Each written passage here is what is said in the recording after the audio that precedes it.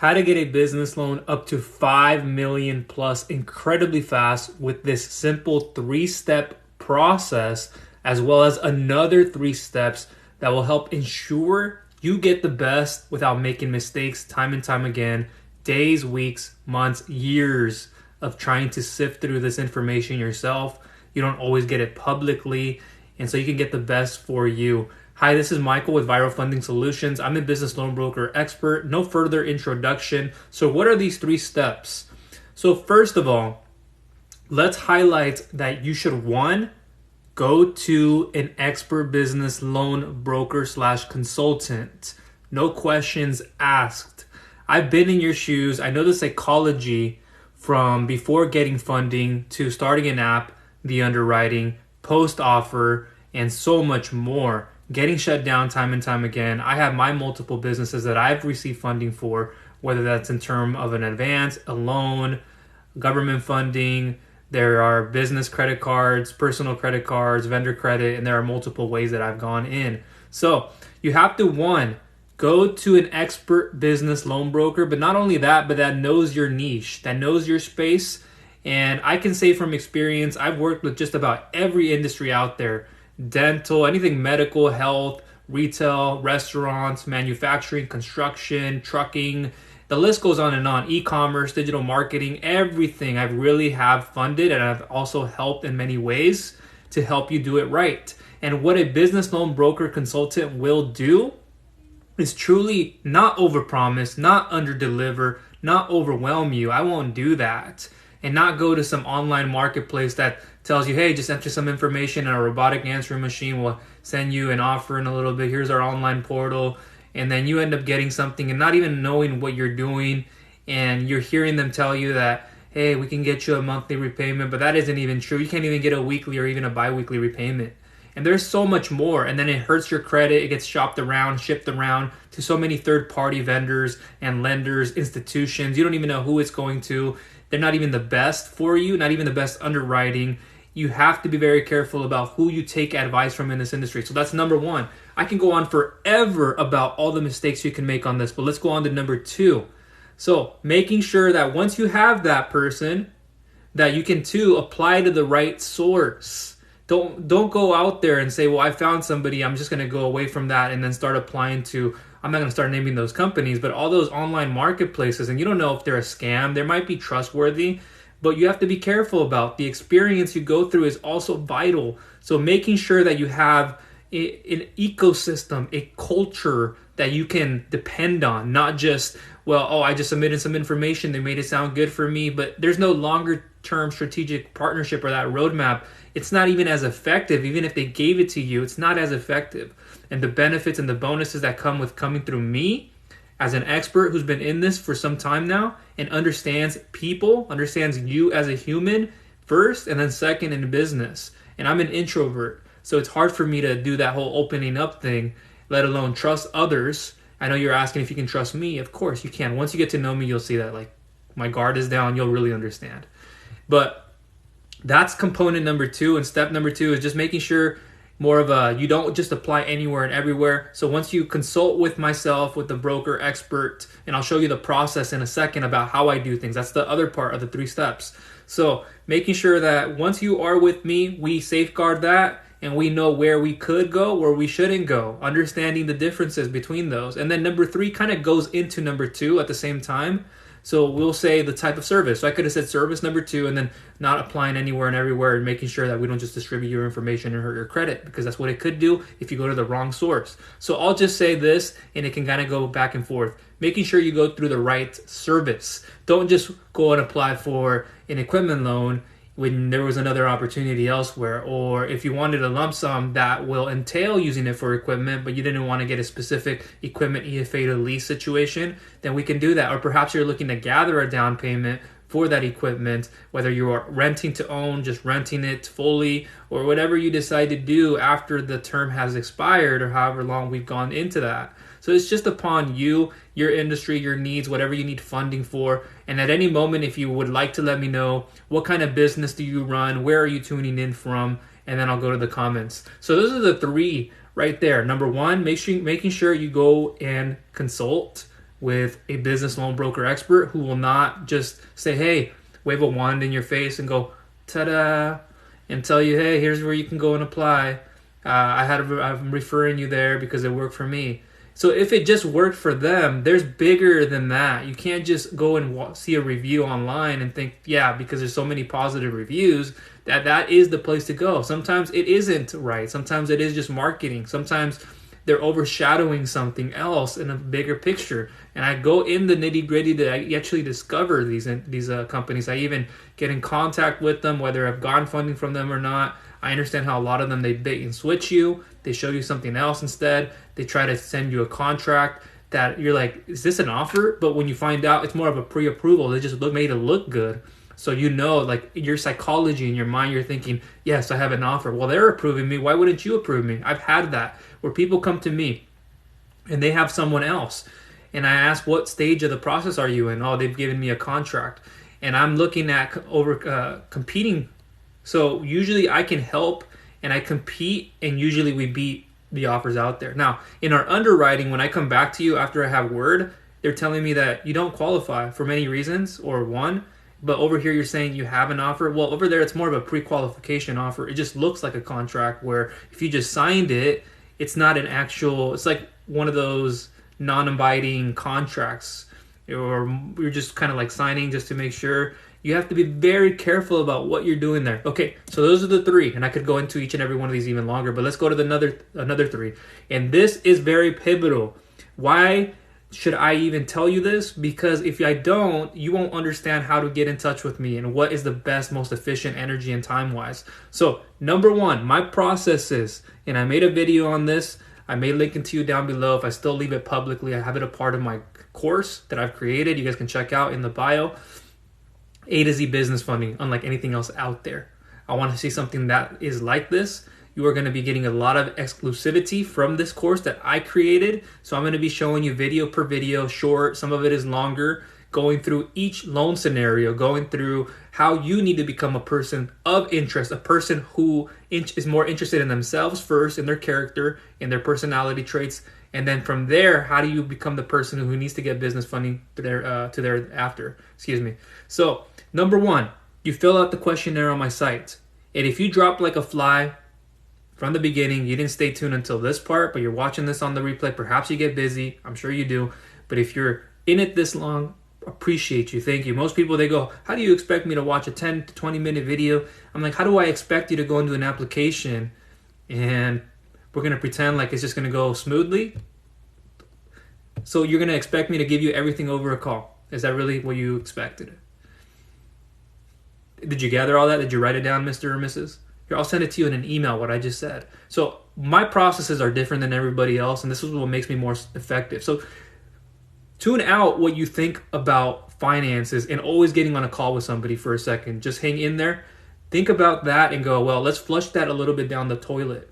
We're working a lot online right now. We're working with digital lenders, people online. This isn't a traditional financing scenario. So we're not going to always treat it that way where you should always be on a call with someone. So my first step, you fill out the questionnaire on my site, whether it's the business funding questionnaire or the real estate questionnaire. I have an equipment questionnaire. I have multiple other ones as well. But it is in the bio. If you're watching this later on YouTube, description down below, one of the very first links. It'll have the business funding or real estate questionnaire. You fill that out thoroughly. I shouldn't even have to say that. You're a business owner. Be responsible. Be accountable. And so once you fill that out, and it should take you no longer than a minute, less than a minute, literally 30 seconds, 20 seconds. There could be some rough estimates. You don't have to be, quote unquote, as accurate with the numbers, but give me a good, close enough approximation. And then I'll ask for some more details. And what I do, I'll go to work for you. Once it lands in my email, I will then evaluate it, analyze it, and give you a proper response back via email on your best funding option and options, thoroughly broken down per option. Intro, it's going to be so long, it'll be message clipped. And I'll let you know that in the intro. I'll let you know, hey, this email could be message clipped. So at the very bottom, make sure you click that to open up a new tab. And then before that, I'll also tell you, or after, hey, all the options are in green headline. So when you see the green headline, that's a new option. So once you see another one, that's a new option. So what I do, it's so long for a majority of people that You're going to see everything you need to know about each and every lender, each and every organization and service that I believe is best for you and in today's market. People literally who I show this to go bananas and go, I would never have thought of getting an email such like this, Michael. It's so helpful. I understand why you do things the way you do. So I have processes, systems, and automation. I have to. I can't be on this. You think I could be picking up taking outbound calls and doing all that all the time? I can't be doing that.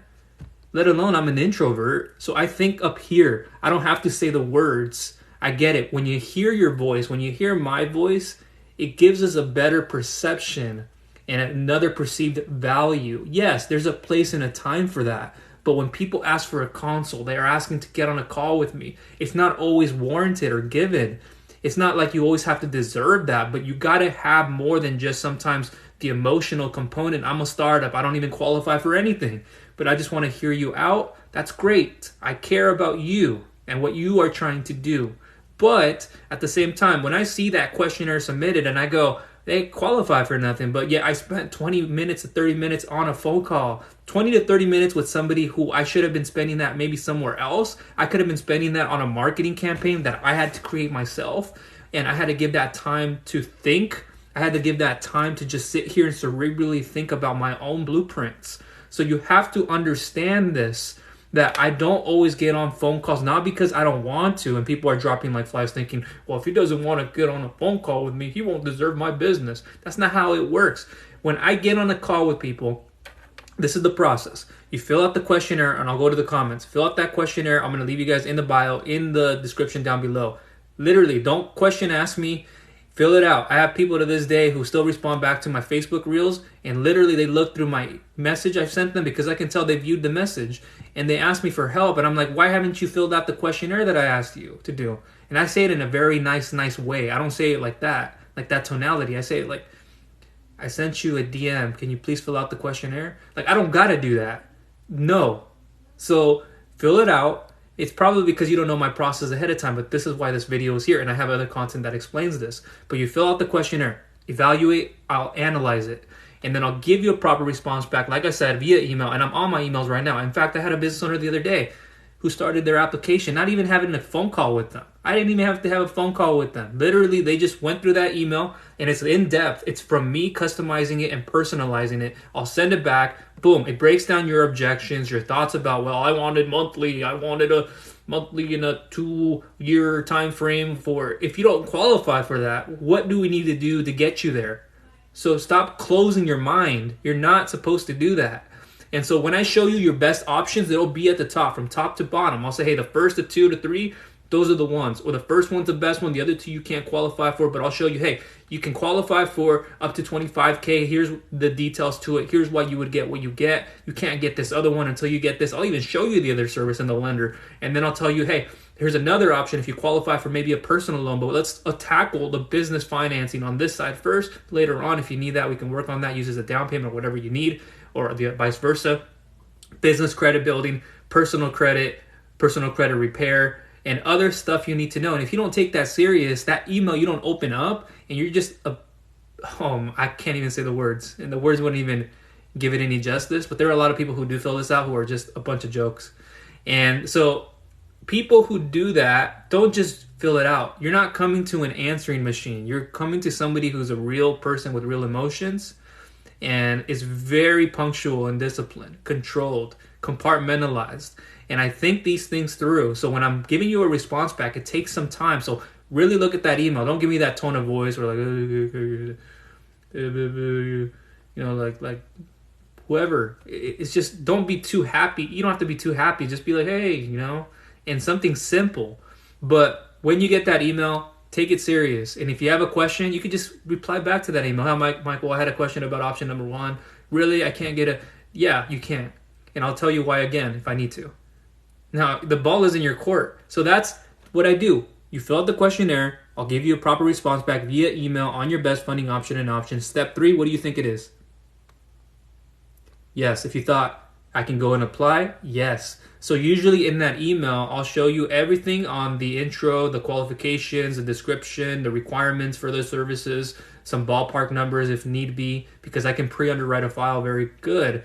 And I'm like an underwriter kind of. And in the perspective of an underwriter and from a lender too, understanding what they see. So before I send it over to the right one, I have to know these things.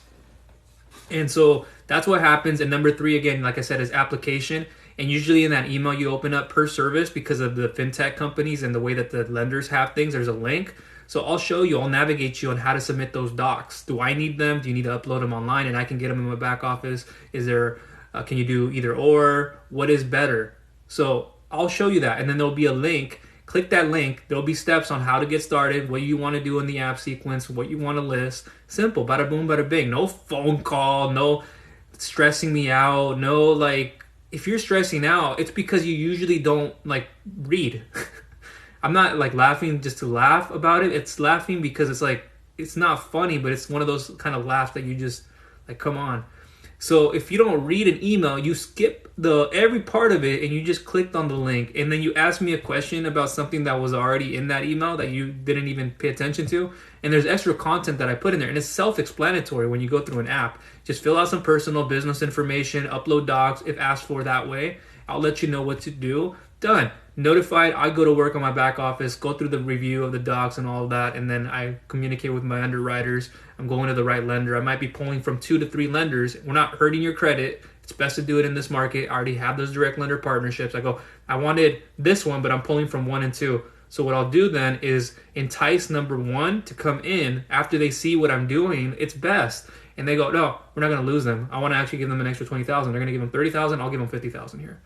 And they're looking at rates of this in terms of this. So I really wanted to entice that person to come in and help out. And I have my network and my team that is also helping in the process. So rest assured you have the best. So again, 3-step process without showing you on screen, but in the bio, you guys can check out the questionnaire. And then the thank you video on the thank you page should already tell you about this, why my processes are the way they are. So, or it'll be another thank you page. But again, you start with the questionnaire for you and your needs. Simple. Fill it out. 2, I will evaluate, analyze, where then I will go to work to then customize this email, put it together for you and your needs, your business, what you're trying to do. Give you a conclusion and a roadmap at the bottom of it so you don't have any confusion on where to go. 3, yes, you can get started on your application. Simple as that. And I get people go, well, wouldn't you want to have a phone call with someone? Yes and no. Like I said, it could be a phone call I take for clarity. At that point, after they've seen the email, I want to make sure that you've seen it and that if we needed a phone call, you would know where to refer to. Yeah, Michael, I saw the option 1 and I just had one quick question on clarity. Or maybe something wasn't listed in that I may have missed. Well, usually I don't, but if there's something that's missed, you can let me know. And just for reassurance, maybe, okay, boom, less than 2-minute conversation. Do you think you'll be able to get that application back to me in the next 1 to 2 days or right away? Hey, Michael, without me even telling you, I'm going to get it done in the next 15 minutes. Okay, great. I'll make sure to look for it. Simple. You made my process simple. See, you didn't create this havoc. You didn't create something that was very uncertain. You didn't create something that was toxic for me because I'm not dealing with your toxicity if that's what you have. And so what happens is I tell people, and this is the remaining part and I'll close up shop. Your flaws, if you have characteristic flaws, personality trait flaws right now, and you haven't worked on yourself, okay.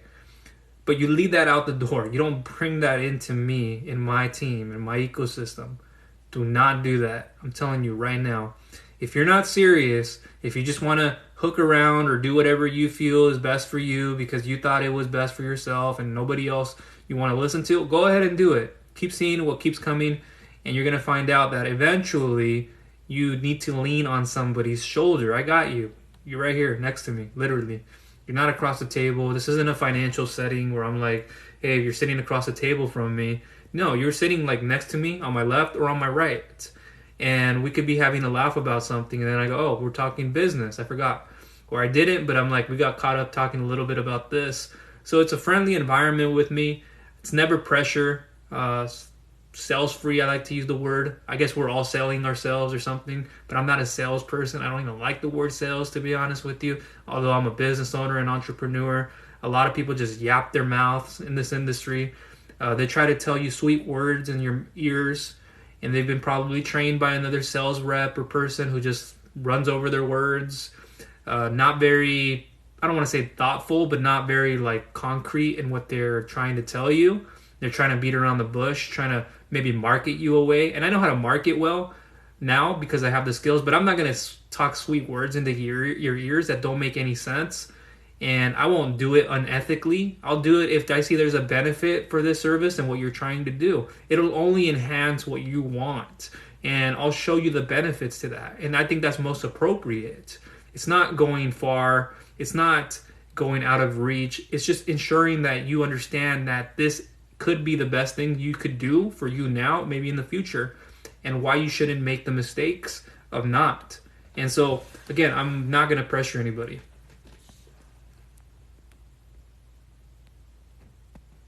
Hi, Jimmy. I think you asked this yesterday, didn't you?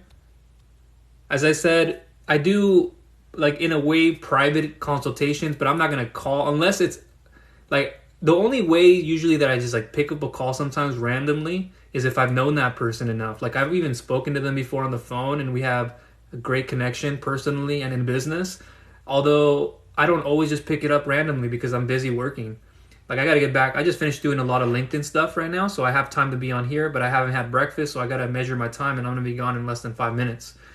But you have to be aware that the reasoning because I don't get on phone calls every time is not that I don't want to. It's because not that I'm an introvert, and that's the reason. It's just because people suck up energy and time. Like, all they want is information, and I can't just be that guy giving people information. Even if it's just something they'll do months down the road, I can't just be like giving them information over a call. And it's a churn. A lot of people don't really trust each other in this industry. You may be asking that of me, like, why am I any different? And I haven't gone into my story in this video. I'll link it to you guys in the description. But very shortly, like you guys, 9 to 5, I began trying to look for another way to support my family with better income. And I was tired. The company I was with, logistics and financial role, I couldn't move up a level. Underpaid, undervalued. Oh, man. I just stayed there for more stability reasons after post-education, university, and community. And then the company got bought. They went down under. They were in a transition phase. We didn't end up going with the other company. They relieved about 40 to 50 people. And we were contracting one of the bigger contractors for HP and Peace Health and a few other companies. And so they had to relieve people from Peace Health and HP, a lot of like the seniority people, even people that are on the up and coming. And they had to trim the budgets. And they had to work with people who were just below that. We don't have to pay them as much to begin. And they have to earn their keep. And so they trim the people at the very top. And that's just happening. And so I was one of the selective people, along with a few of my one of the few employers, you can say, or people on my team that were relieved. And so at that time, I was already in the transition of looking for maybe another financial role or getting away from that and getting into some passive income stream. So I started a digital marketing agency in that time, and then affiliate marketing, and I was already transitioning and setting for that. And then I became a business loan broker over time. It's eventually what I wanted to do. So I have those other businesses that are running, and I'm waiting for an email from someone. But yeah, just so you know, the difference with me is that I stay up in the market as well. I've been in your position, receiving funding. I know what it takes for each and every industry. I've had a battle with myself. And you get it from a standpoint from somebody who, like I said again, is always in the market, knowing instead of just seeing these ads from these businesses that just advertise because they're spending 20 to 30,000, that doesn't mean they're better. I don't know in what world, if you still think that they are better because they show up in front of you every single second, that's not the way. And because these companies have a budget, you know, they have people that they can hire on to spend 20 to 30,000 and create for them a private campaign or through a private company that can help them digitally advertise, as opposed to myself where I could have gone to do that, but it's me who's doing it because I have that background and I know how to do these things. So even if you have somebody else who's advertising that much, think about it this way.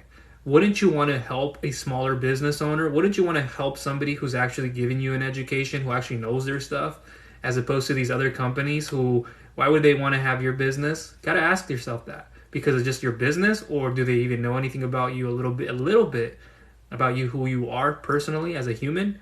Not a lot of the time. They're just, let's get down to business. I get that. There's a place and time.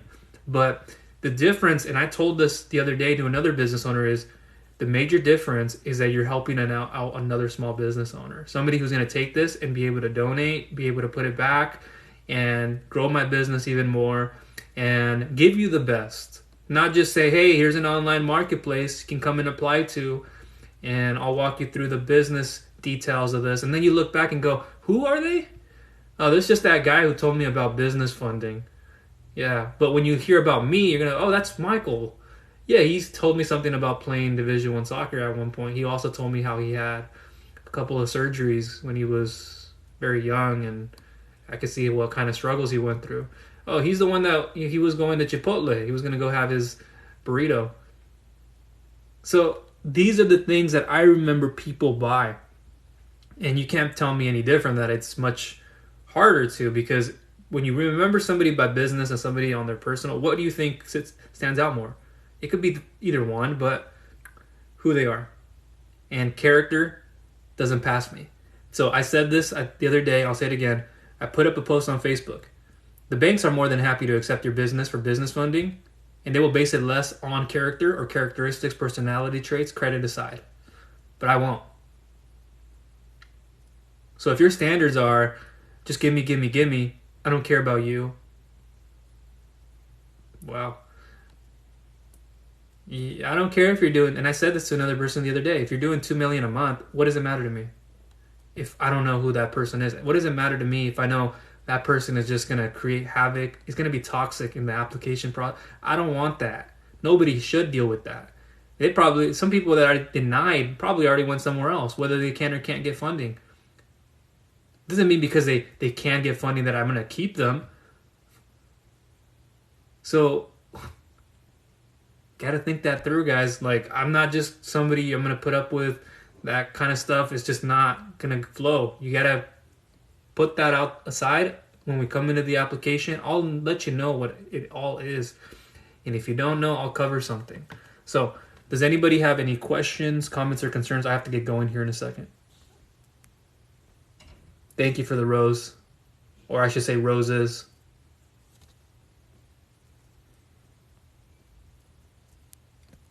Excuse me. Appreciate the follow. Thank you, Ameda.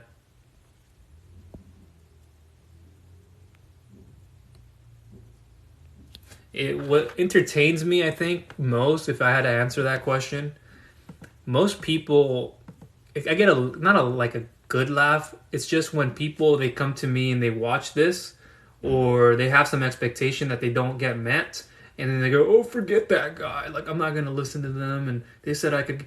What did I say you could get? Did I say you? Or was I speaking more in general? And then when I tell you what you could get, and then what do you do?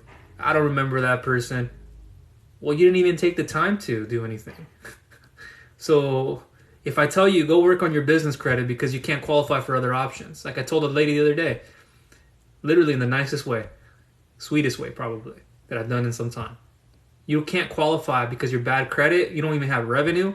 You don't even have collateral to offset any of that.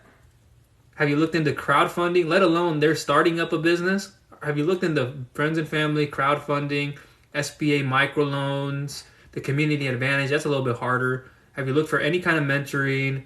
What have you done on your personal credit? I'm over leveraged. Okay. Well, how about we focus on finding a way to pay that off down first? Okay, and then what do we got to do? If there's anything derogatory, anything that needs to get fixed, what do you think? We do credit repair. We get you from a 580 to a 650 and above. Right now, you're getting closer to 680. When you get to that point, we can do a credit line hybrid where we can liquidate the cash out of multiple business credit cards. I have people every day, real estate investors, business owners who do listen to me. And they come to me and they're so thankful, not people who are like, you can't help me, none of your options work. Like, what do you mean? What kind of an answer is that? I'm in so much pain. I have so many problems. Michael, dig me out of this. Like, I'm here to help people. I'm going to help you. If you're just surviving and trying to thrive, that's harder.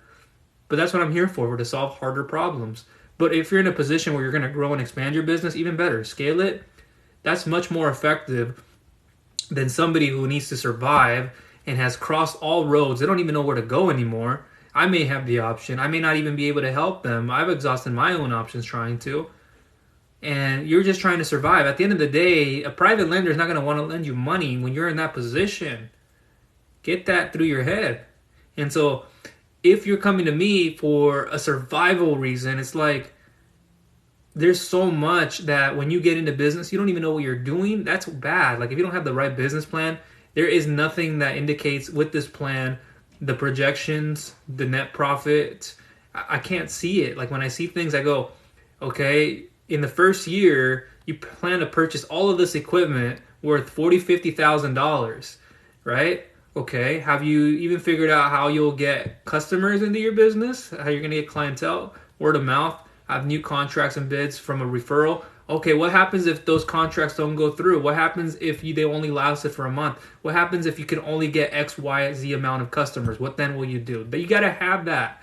And if you don't know, you're like, well, I don't even market myself. I'm hoping that those people that come in are going to refer others. Yeah, it could happen. But you have to find your own mechanisms, your own systems of doing this. You can't rely only on referrals. You have to focus on getting your word out there, marketing yourself, advertising yourself.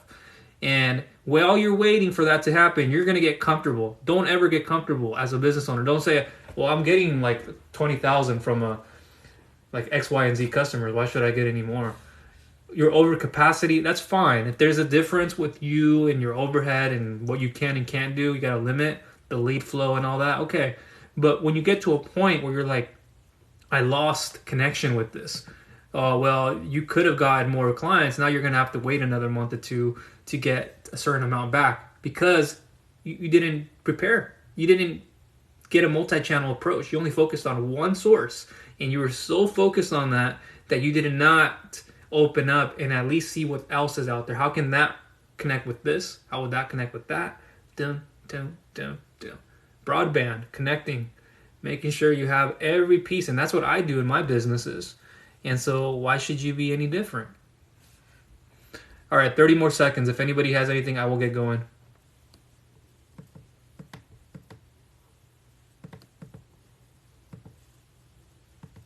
Because I haven't had breakfast either. I'm going to have a late brunch or just a brunch.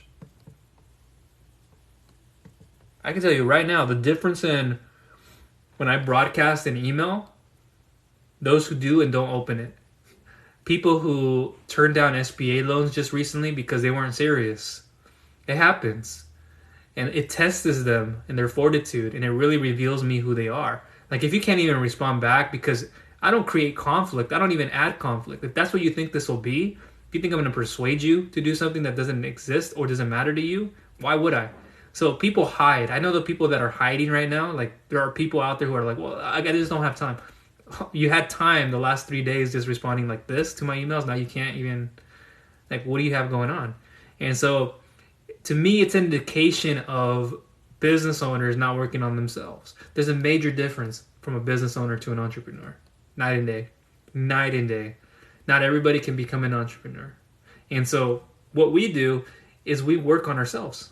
Primarily, that's what we do. A business owner doesn't, I don't have time. You don't have time. What do you do after work? I just sit on my couch, drink a beer, eat some Doritos, have fun with the kids. Great. I don't think you should miss those. But don't you think spending just 30 minutes per day at a certain time, in a certain place, by yourself, reading something, watching something more, not just inspirational, but it'll help you grow inside? You don't think that would help you? It shows. It shows. Now, if you were a broker, let's put this in the other way. If you were a broker or whatever position you are in and you're bringing me in for funding, I have to make sure I dot my I's, I cross my T's, I check my boxes. Whether there's an X through it or there's a check, a green or a red light. And I have to make sure that you are the person that I have to turn to. I'm not going to take anything less. My standards are now, and if I take less from you, I'm going to challenge you. I'm going to ask you questions. Now, I'll also base it off of what we have personally, in a sense. If I like who you are, I'll also work with you. But I'm not just going to give you my business and say, well, you can earn my business. It doesn't work that way. So with me, I want to make sure that I'm vetting people. You should be vetting me, making sure that you have that trustworthy factor and a bit more. Okay, guys, I think that'll conclude everything. Appreciate you guys for tuning in. And if you found value from this content, please give it a thumbs up. Share it with others who you feel will find value. If you haven't subscribed, please go ahead and do so. Click that bell notification icon so you do not miss any future content I'll be coming out with. And that will be everything for now. Talk to you all soon. Take care. Bye.